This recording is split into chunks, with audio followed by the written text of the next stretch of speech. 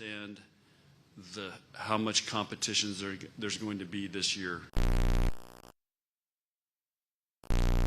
Every match is going to be a very challenging match in different ways. So our schedule's all over the place.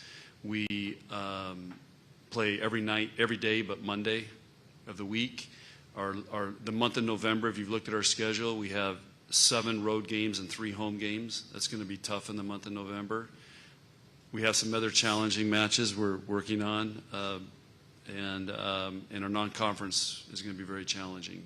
So we got to get them to understand what this is about and how tough and challenging it's going to be. But we want that to bring out the best in us. That's going to be the talk.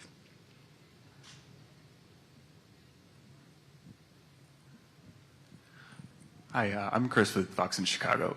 John, real curious, you've been on the other end of realignment back when you went from the Big 12 to the Big 10. What's it like being on the other side of welcoming a team in this time? And for everybody, what are some of the pros and cons you're looking forward to about this upcoming season with such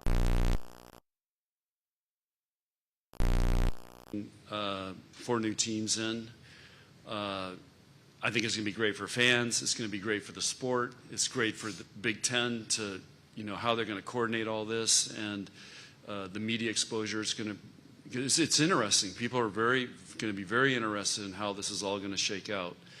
The cons are there's going to be a little more travel, but I think the Big 10 did a great job of managing how to do that.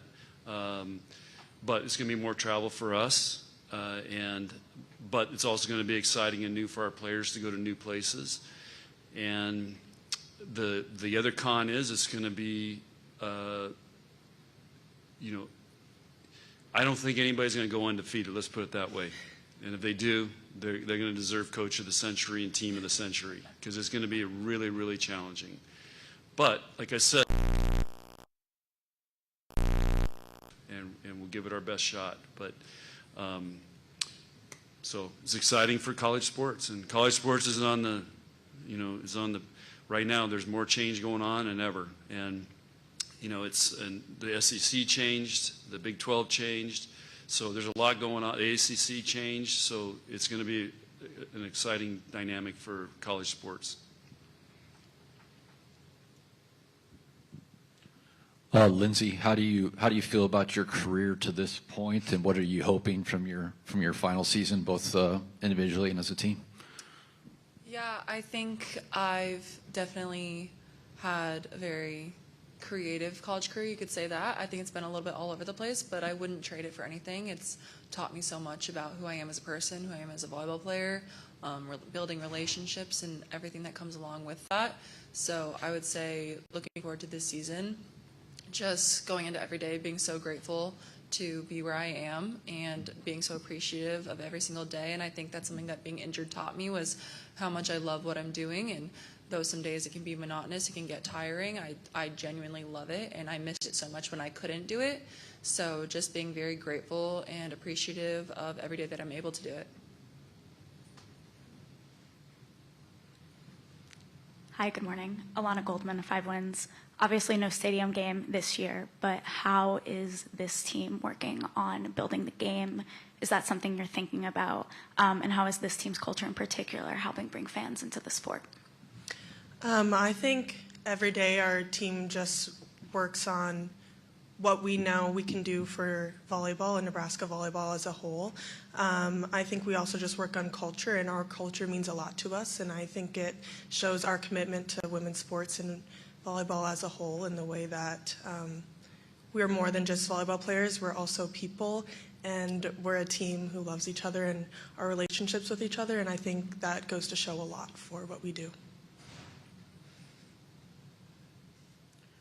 Coach from online, Abby Harris, Go Big Redcast asks, we've seen the sport grow from viewership, attendance, more domestic professional opportunities. What would you like to see happen to help maintain that positive momentum? I don't think anything has to happen. I think everything is happening. So it's on a rocket ship right now in all women's sports. And it's pretty exciting to see. And I have my theories on why that is. I think in sports, because these are great young women who are connect and reach out, and they're developing names that they can follow. And I just think with everything going on in men's sports, there's so much movement and, you know, all that stuff. So I think women's sports is on fire right now, and I don't think anything it's happening. John, Adam Rittenberg with ESPN. I'm just wondering how this league, with the new teams coming in, changes or enhances, you know, your preparation to try to win a national championship. The Big Ten's obviously been right there for a number of years, but how does this change it at all? Yeah, I don't know if I've figured that out yet. I mean, we've played these teams in the tournament or in non-conference before, so it's adding 4 more great teams. And you're not playing everybody twice. I think there's only 3 teams we play twice. So there's a lot of big matches because you're only going to play that team once. And so that is going to, I think, create even more of an intensity and pressure to beat that team. And it just raises the level of competition. But we've been seeing the level of competition go up across the board for years now in volleyball and specifically the Big Ten. There's no easy nights in the Big Ten. And that's...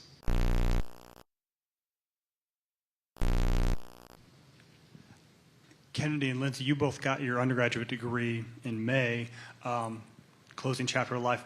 What made you want to come back for one more season, work on a graduate degree, and kind of get one more run through Nebraska?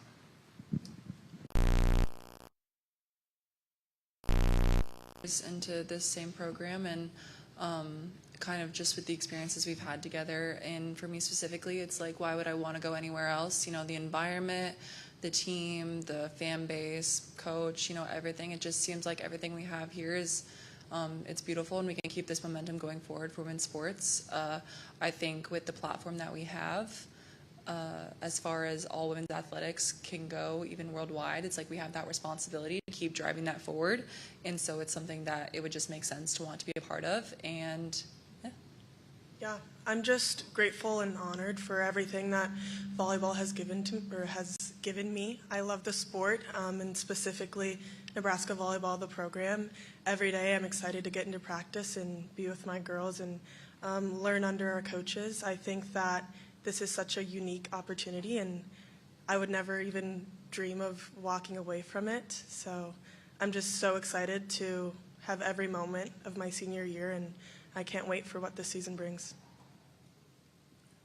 Let's go to the back corner. For all you guys, when you bring in UCLA, USC, not the West Coast, but also with a lot of the schools on the East Coast and in the Midwest too, there's a lot of different play styles of volleyball that are now in this conference. How do you see that help build the momentum around volleyball and kind of push that forward too?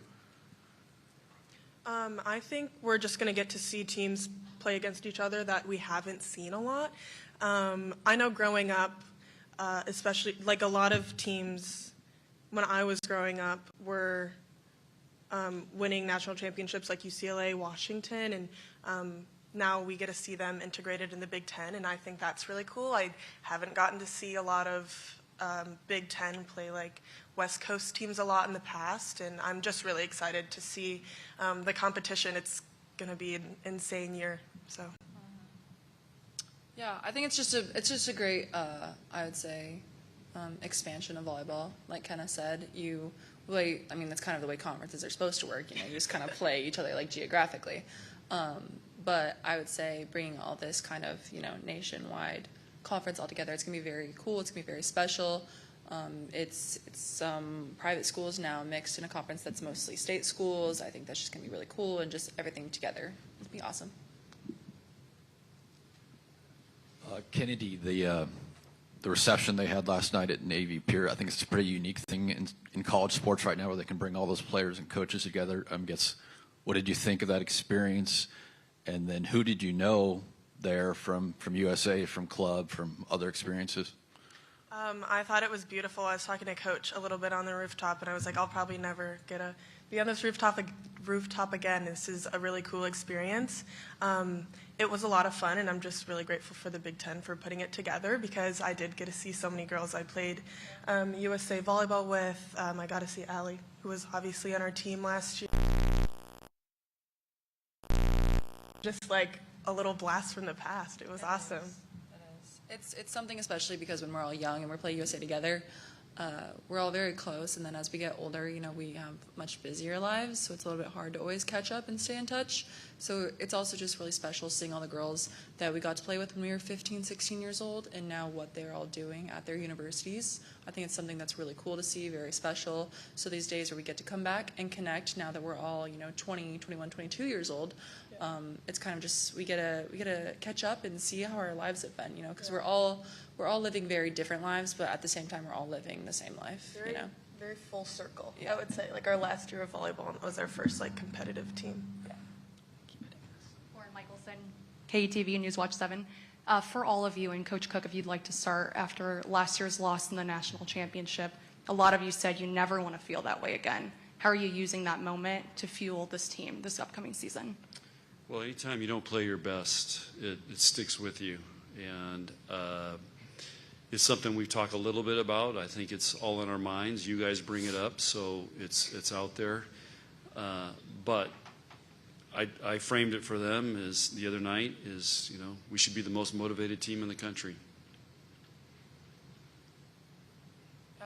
Coach said it best. We're the most motivated team in the country right now. I think we left a lot out on that court, and I think we're all really fired up. I think we're balancing being stuck in the past while at the same time using it to fuel our future.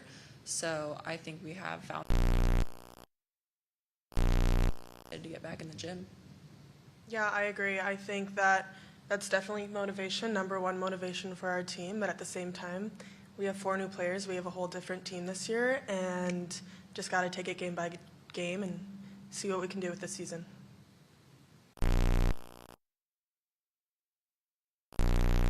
Playing in Canada, playing in the Dominican Republic, who do you think really benefited from that and took a step forward in their level of play? Well, I think anytime you do an experience like that, it's completely different than Nebraska volleyball. So they get exposure to, okay, how do we become part of this new team? How do we build relationships with those players? We're together for 3 weeks or whatever it is. So there's an experience that goes with that. The ball's different. Great exposure for that. So all those guys take something out of it. And did somebody come back different? I saw some things that some of them did that were really cool. And Olivia, even though she didn't make that team, but I saw her stats were really good. And Lainey was playing great till she got banged up. So I think they all really take something from it. I don't really like it because I want them here in Lincoln. But the dates worked out pretty good this year, and so I think it was a really positive experience for everybody, and I think they really enjoyed it, and some of them got to travel to a couple different countries, and all I heard was how hot it was in Dominican Republic. But you look at that final match those guys played, that was against the Olympic team for Dominica, and they had them right there. So that is. You can't buy that experience for those guys. One final question. Thank you. Last year, with so many young players coming in, you really had to rely on the older, more experienced players for that mentorship role. What are you seeing in the gym this year from the sophomores and how their voices have progressed? Yeah, I think going into last year especially, a lot of times on teams you see this seniority pyramid, and we had to lean on each other last year because it's not like one of us had especially more experience than the other. Of course we did, like we were juniors, but we weren't seniors. And I think same thing going into this year, everyone has a voice. We try our hardest not to look at age. And I think that the sophomores specifically are coming in with a different mindset because it's hard as a freshman. I mean, everything in your life changes, but now they have a year of getting used to it, and yeah, same kind of thing. They're competitive. They're an extremely competitive class, but yeah, it's going to be a good year. John, Lindsay, Kennedy, thanks very much for your time. Best of luck this season. Yeah, thanks to all you guys being here. Thank It's you awesome. guys. You taking it?